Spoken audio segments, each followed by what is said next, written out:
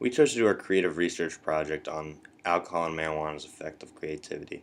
We thought it was a pretty interesting topic because most college students experiment with one or the other, sometimes even both, and especially with Colorado, Washington legalizing marijuana, uh, it just made a lot of sense that marijuana is something that is in the future going to be legal, so it's important to figure out its creative output. So we looked into a study that took 40 male social drinkers from the ages of 21 to 30, split them into two groups, an intoxicated group and a sober group, and put both the groups through two different tests. One test was called the OSPAN test, or the Operation Span test. And what this would do is it was a memory test that involved remembering a certain set of words. And so it would give you a certain set of words, and then you would have to determine whether a couple of equations, mathematical equations, were correct. And it would basically determine whether you were able to remember these words, or the first words, or not. The second test that it puts you through is the RAT test, which is the Remote Associate Test, which is a test of 15 problems, and it's basically a word association test where it gives you a word and you have to make the best two-word phrase, and you're given a minute, and if you don't finish in that time, you don't get to answer that question. And after every question, you have to rate or rank between 1 and 7 how you came up with your answer. 1 being I didn't know the answer, but I strategically came to it, and 7 being it just came to my mind, just popped in my head.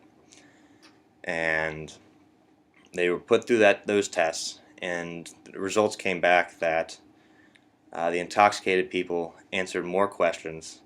They answered them in a shorter amount of time, and the answers came to them in a much quicker way, and that didn't involve strategic thinking.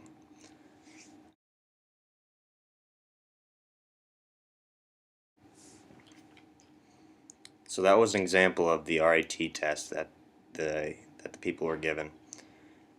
Another study that we looked at was 566 participants. That the main goal of the experiment was to test whether alcohol actually did have an effect on creativity, or if it was more of a placebo effect, where the expectation that you were more creative would make you more creative. And in the end, they found that there was a correlation between the expectation and increased activity, or increased creativity. So that brings the question: is it really the alcohol that makes you more creative? And now we're going to give it off to Sarkis, who is looking into marijuana. And after that, we're going to give you a look at the experiment we did, and Grant McCabe is going to give you a rundown of our takeaways.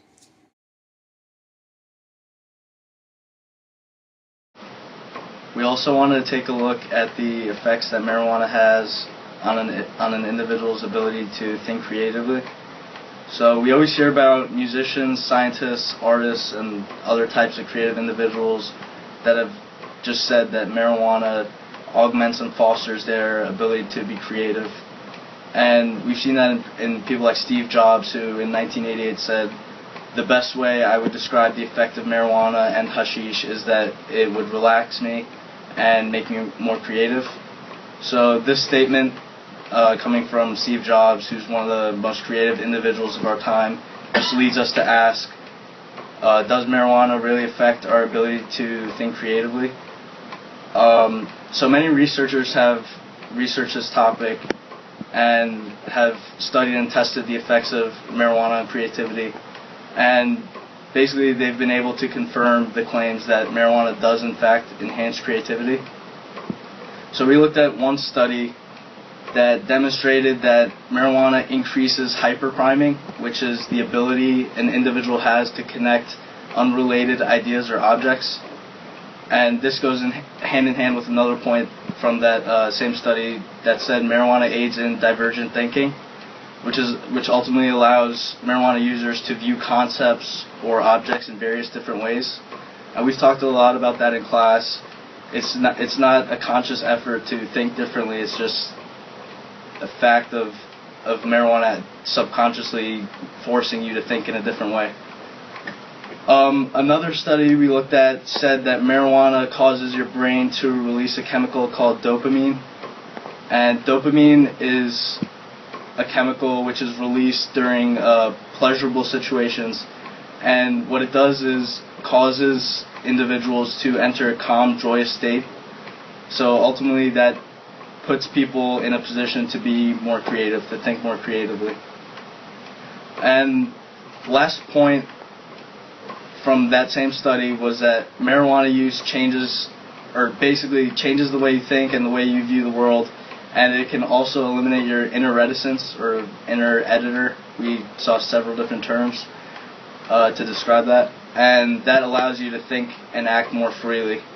So basically most research supports marijuana usage as a means for generating an even more creative individual.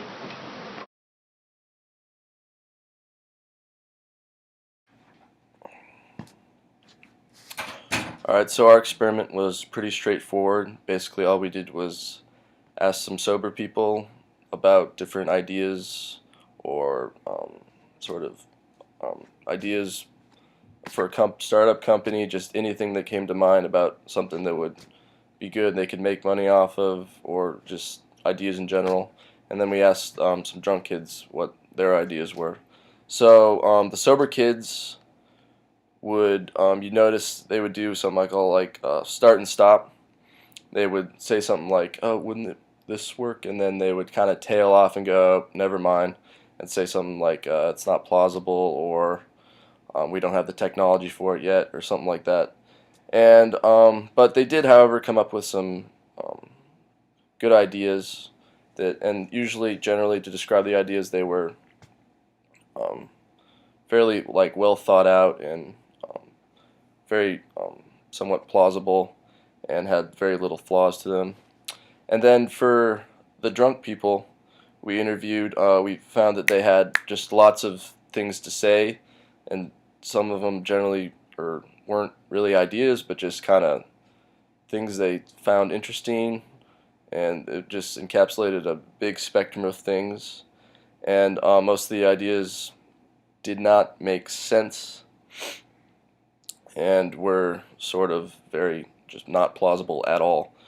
However, we did notice that people would sort of piggyback off these ideas and kind of turn them into something more plausible. For example, we had one kid just shout out, Duke student athletes should get paid, and just said that statement, and then someone else, it just sort of kept escalating. People sort of commented on it and kept commenting on it, and eventually came around to a idea that like the ACC and all the other big conferences should split off from the NCAA so they can pay their players and not have to worry, and so the little schools wouldn't have to worry about paying their players, but the big schools could, which is actually not a terrible idea if you think about it. So analysis-wise, I mean, obviously what we have here is kind of a ready, aim, fire versus a ready, fire, aim approach.